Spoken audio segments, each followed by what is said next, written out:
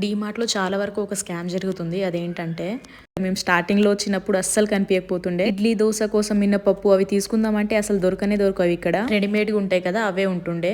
ఇప్పుడు ఇంకా అన్ని దొరుకుతున్నాయి. ఎందుకంటే ఇక్కడ నార్త్ సైడ్ ఎక్కువ దోశ ఇడ్లీ అలాంటివి తినరు. పోహా అండ్ చపాతీస్ అవే ఎక్కువ ప్రిఫర్ చేస్తారు వీళ్ళు.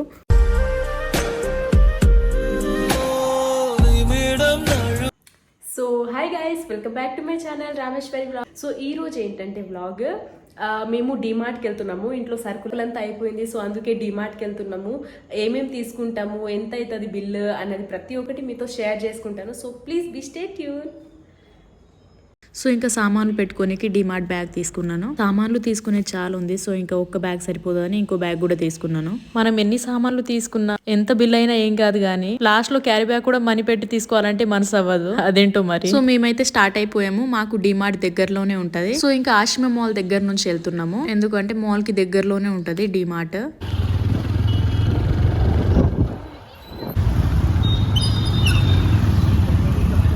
ఇంతకుముందు డిమార్ట్ పక్కన ఏ షాప్స్ లేకుండే, బట్ ఇప్పుడైతే పెద్ద పెద్ద షోరూమ్సే పెట్టేశారు.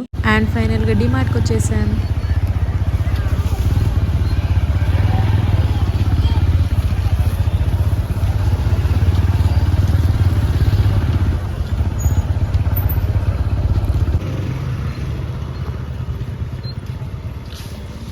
డీమార్ట్లో షాపింగ్ అదంతా ఓకే, కానీ బయట వచ్చే స్మెల్ ఉంటుంది బాగా, అస్సలు నచ్చదు నాకైతే.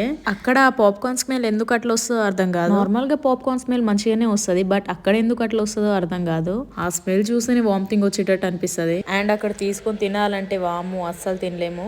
అండ్ ఇంకా బ్యాగ్ తీసుకొని ఇంకా వెళ్తున్నాము. అవును, అసలు డీమార్ట్ ఎంట్రన్స్ లో ఎందుకంత గట్టిగా గాలి పెడతారు మరి? బయట నుంచి వచ్చిన డస్ట్ అంతా అక్కడే ఆ గాలికి వెళ్ళిపోవాలనో ఏంటో మరి.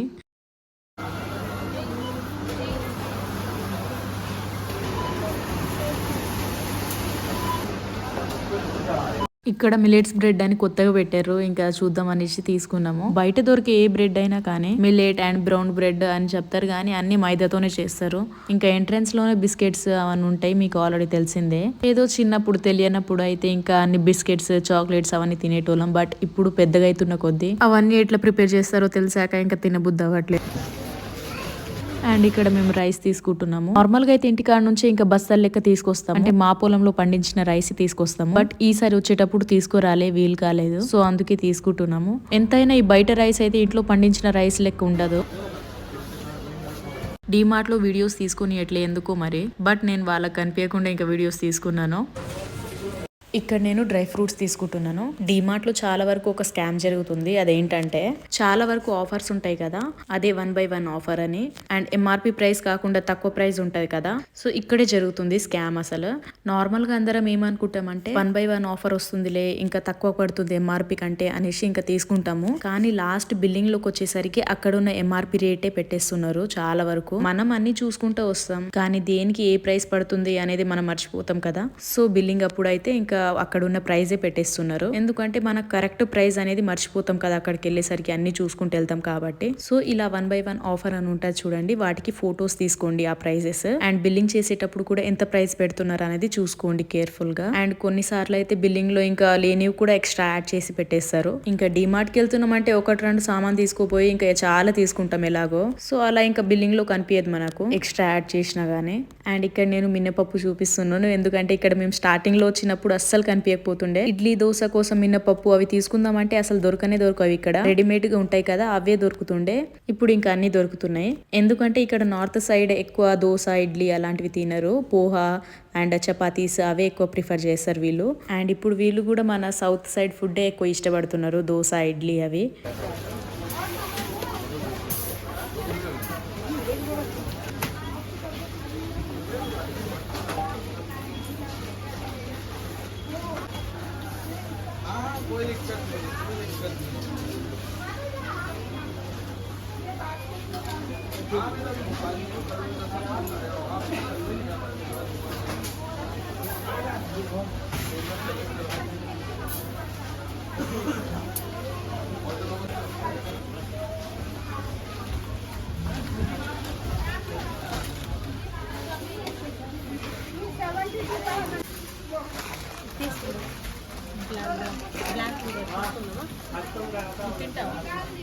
నేను ఇప్పుడు వైట్ మినపప్పే చూసాను, ఇక్కడ బ్లాక్ మినపప్పు కూడా ఉంది. అండ్ బ్లాక్ మినపప్పు అయితే చాలా మంచిది హెల్త్ కి, అది కూడా ఈ మధ్యనే తెలిసింది నాకు. సో ఇంకా తీసుకుందాం అనేసి తీసుకున్నాను ఒక ప్యాకెట్. అండ్ రీసెంట్ గా ఇంటికి వెళ్ళొచ్చాం కాబట్టి ఇంకా ఇంట్లో సరుకులు కూడా ఏం లేవు, ధనియాల పొడి అవన్నీ అయిపోయింది. అప్పుడే వద్దాం అనుకున్నాను డిమార్ట్ కి, బట్ ఇంటికి వెళ్ళొచ్చాక ఒకేసారి అన్ని సరుకులు తీసుకుందాం అనేసి ఇంకా తీసుకుంటున్నాను, ధనియాలు మినపప్పు అవన్నీ. అండ్ మా ఇంట్లో రాగులు అయితే డైలీ ఉండాల్సిందే, అంటే రాగులతో జావా అయినా లేకుంటే మా భాషలో చుర్మో అని అంటారు, సో అది కూడా చేసుకుంటాను నేను. నార్మల్ చుర్మో కంటే రాగి చుర్మో అయితే ఇంకా వేరే లెవెల్లో ఉంటది టేస్ట్, అండ్ హెల్త్ కి కూడా చాలా అంటే చాలా మంచిది. ఎలా చేయాలో ఎప్పుడైనా నేను వీడియో చేసి పెడతాను, అందులో ఐరన్ ఎక్కువ ఉంటది అనమాట. నేను ముందే స్వీట్ లవర్, ఎప్పుడు కావాలంటే అప్పుడు చేసుకుని తినేస్తాను రాగి చుర్మో.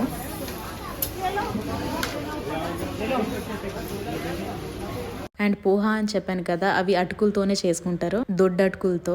నార్త్ సైడ్ అయితే ఇది కామన్ టిఫిన్ అన్నమాట, డైలీ తింటారు దీన్ని. ఇంకా మాకు కూడా అదే అలవాటు అయిపోయింది, అంటే ఈజీగా ఒక 2 minutes లో అయిపోతుంది కాబట్టి మేము కూడా ఇంకా వీక్లీ ట్వైస్ అట్లా చేసుకుంటాము.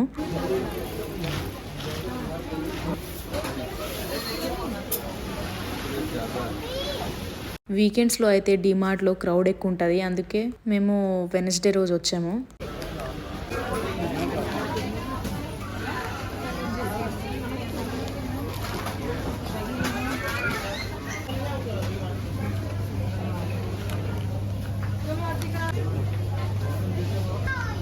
మేము సఫోలా ఆయిల్ యూజ్ చేస్తాము, అది హెల్త్కి చాలా మంచిది కాబట్టి. సన్ఫ్లవర్ ఆయిల్ అదే మంచిది అనుకుని ఇంకా చాలా వరకు యూజ్ చేస్తారు, బట్ అది హెల్త్కి మంచిది కాదంట. సో ఇంకా సరుకులన్నీ తీసుకున్నాము, ఇప్పుడైతే డ్రెస్సెస్ చూద్దామని వచ్చాము.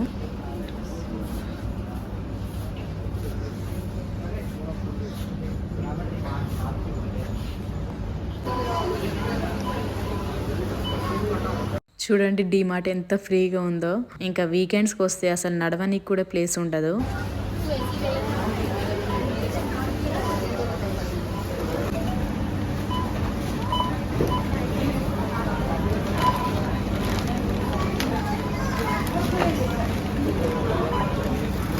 మొత్తానికి మా బిల్లింగ్ కూడా అయిపోయింది.